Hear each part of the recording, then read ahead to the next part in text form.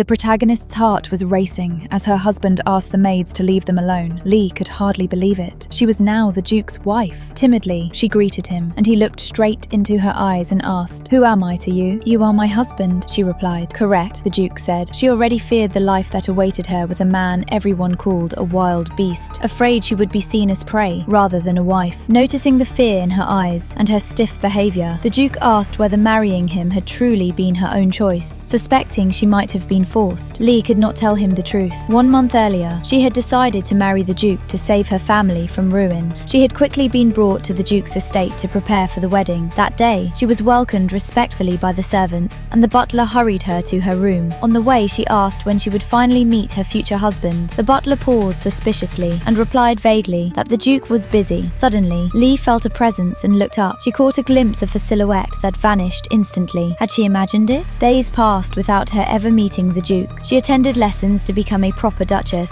yet the staff neglected her needs, never asking what she wished to eat or whether her room was warm enough. Ashamed, Lee never complained, knowing her family was the one in need. She asked permission to walk in the garden. 2 weeks had passed since her arrival, yet there was still no sign of the Duke. Lost in thought, she wondered if this was a test of her worthiness. Suddenly, a scream startled her.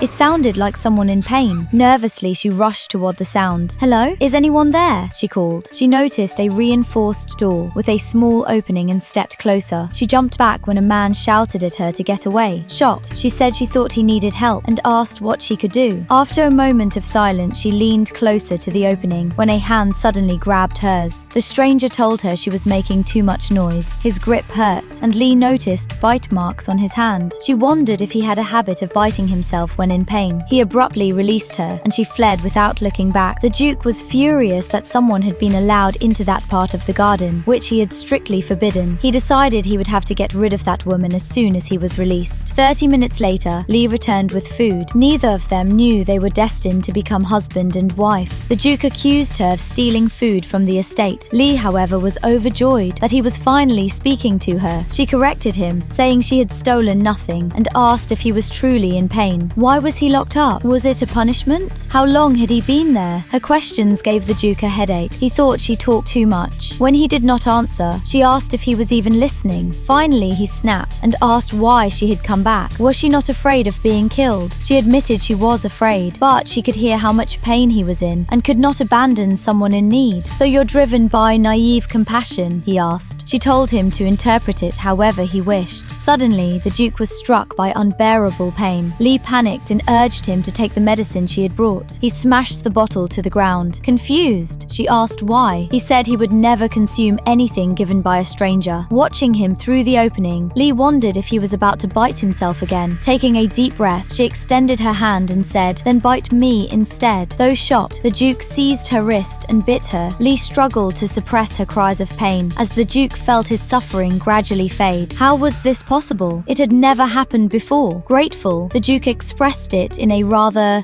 intimate way. Startled, Lee pulled her hand back and demanded to know what he was doing. He asked why she offered help only to withdraw. She explained she could only allow him to bite her to ease his pain, nothing more, because she was engaged. The Duke asked her who her fiancé was, as he fully intended to get rid of him. She shouted at him that it was the Duke of this castle. Her fiancé was the head of the family and the owner of this castle. The Duke asked if she was the fiancé who had come from the capital to marry the Duke. She confirmed it and asked him never to behave that way toward her again. He asked her why she had chosen to travel all this way to get married when she could have easily married someone else in the capital. She replied that she had deeply admired the Duke ever since she had heard all of his adventures. "Liar," he said. "From what I know, the Duke is a man known for his coldness and brutality," he began. "He terrifies everyone around him, and they either deeply hate him or simply use him for their own personal gain. Yet he lets them do so because he is indeed a madman." "Stop saying such nonsense," Leah said, cutting him off. "Nonsense, you say?" the Duke asked her. "Can you truly claim that you are not afraid of him at all?" Leah did not know what to answer, and the Duke told her that he knew it. "What difference does it make if I am afraid?" she shouted at him. "He is my future husband. I will stay by his side no matter who he is. So please, stop speaking ill of him." It was the first time he had heard someone defend him with such force. Leah told him she would see him tomorrow, as she had already spent too much time in his company. He asked her not to come see him again, saying that he found her very strange, even though he had enjoyed the taste of her food. Every day since since their first meeting, Leah continued to visit the man locked up in the strange prison at the back of the garden. She brought him different dishes and talked with him for long hours. She even shared her discomfort in the castle with him, regarding the food and the lack of heating in her room, even though she did not dare complain to the staff. The Duke spent more time listening to her than speaking, but this did not discourage Leah at all, as she had no one else to talk to as she would to a friend. She still did not know his name, yet she could not help but assist him whenever he needed it. He trusted her a little more with each passing day, and she appreciated these moments with him. Very quickly, it was already the eve of her wedding day. Sadly, she asked him whether it was possible that she was not good enough for the Duke, and that this was why he had never come to see her. The Duke told her that he would be sent out of the castle very soon. She could not believe her ears. He told her to leave and prepare for her wedding, and said that everything would go well so that she would become the Duchess. Leah asked him if he was only trying to comfort her. He assured her that he was not. Leah thanked him for the time he had given her and for listening to all her stories. The Duke thought that she was foolish to thank him when he was the one who had received more help from her. As night fell, knights opened the door of the secret dungeon and welcomed the Duke back. Congratulations on being able to endure the pain of your curse once again. The Duke asked them how his fiancée was doing. The chief knight replied that since the wedding was scheduled for the next day, one servant had been assigned to his fiancée to help with the preparations. Furious, the Duke asked how it was possible that only one servant had been assigned to the Duke's fiancée. The knight apologized and promised to correct this mistake right away. The Duke then ordered them to take him to meet his fiancée. The knight informed him that there was an emergency regarding an attack by their enemy at the southern supply station. He had to intervene immediately before it was too late. The Duke summoned his knights and set off at once. The next day, Leah woke up very anxious. It was her wedding day, and she still had not seen what her husband looked like. Was this a way to break off the engagement, or simply a maneuver to make her life difficult? She wondered. A knock sounded at the door, and before her astonished eyes appeared an army of servants. She wondered if this was the Duke's way of ensuring she would not embarrass him in front of everyone. The time for the wedding arrived, and Leah walked calmly into the church amid countless whispers. It's the wedding day, and no one has seen the Duke yet, which means he does not love her, one guest murmured. Yes, another replied. The Duke is surely doing this on purpose to humiliate her in front of everyone. Look at her face. She isn't even smiling. Ugh, just looking at her makes me sick. Leah listened to these envious women speaking loudly on purpose so she could hear them. Lost in thought, she told herself that they were probably right. The Duke was indeed trying to humiliate her. Suddenly, a sharp knife narrowly missed one of the gossips. "Who dares slander my wife?" shouted the Duke as he made his dramatic entrance. "Do you wish so badly to lose your tongue by saying such nonsense about me?" he roared. Leah could finally see her husband for the first time as he walked toward her. "So this is my future husband," she thought. "We finally meet, my dear wife," the Duke said, now standing before her. The Duke ordered the Reverend to begin the ceremony, and Leah could not help staring at her husband, whom she was seeing for the first time. After accepting to pledge love and fidelity and all the rest, the Duke was closer than ever to kissing his future wife. Passion reddened everyone in the room while the bride struggled to breathe. The Duke caught his wife as she nearly collapsed, murmuring that the night was far from over, while the Reverend awkwardly wondered if he should hear such an intimate exchange.